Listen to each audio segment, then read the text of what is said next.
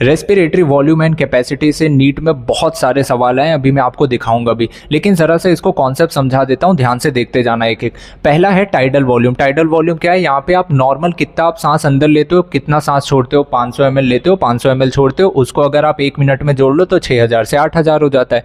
दूसरी बात, inspiratory reserve volume क्या है? इसका मतलब ये है कि आप एक्स्ट्रा कितना सांस अंदर खींच सकते हो, उसकी बात कर रहा है। एडिशनल 2500 से 3000 ml आप एक्स्ट्रा खींच सकते हो, उसको आप बोलते हो इंस्पायरेटरी रिजर्व वॉल्यूम।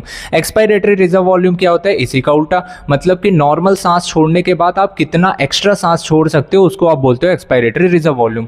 तीसरी बात, यहां पे पूछा गया है रेसिडुअल वॉल्यूम क्या होता है? ये वो वॉल्यूम होता है कि आप चाहे जितनी सांस बाहर निकाल लो, कुछ भी कर लो, लंग्स के अंदर ये वॉल्यूम हमेशा बची की बची रहती है। कितना होता है? 1100 से 1200 ml।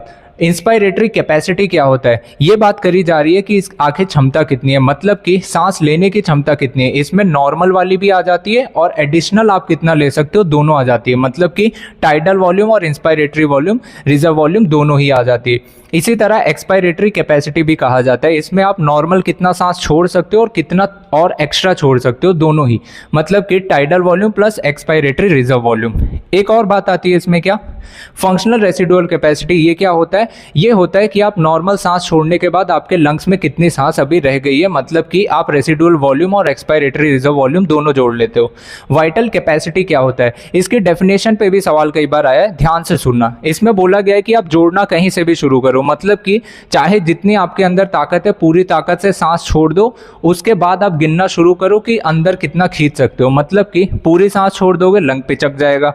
फिर आप शुरुआत करोगे तो पहले नॉर्मल कंडीशन आएगी, फिर उसको फुला दोगे। मतलब कि expiratory reserve volume, tidal volume और इंस्पायरेटरी रिजर्व वॉल्यूम तीनों ही इसमें जोड़ा करोगे। चाहो तो रिवर्स आ जाओ तो भी डेफिनेशन सेम है। और क्या बात आती है यहाँ पे? टोटल लंग कैपेसिटी आता है, इसमें सब कुछ जोड़ा जाता है। मतलब कि residual volume, expiratory reserve volume, tidal volume, ये सब जोड़ा जाता है। इंस्पायरेटरी रिजर्व वॉल्यूम भी, सब कुछ जोड़ा जाता है। इसको आप बोलते हो टोटल लंग कैपेसिटी। इस पे देखो नीट में सवाल कितनी बार पूछा गया है। ये देखो 2024, 2023 और क्या 2020, 2019, 2019 और एक सवाल ये आपके लिए, इसे आप स्क्रीन पॉज करके इसका जवाब ढूंढना।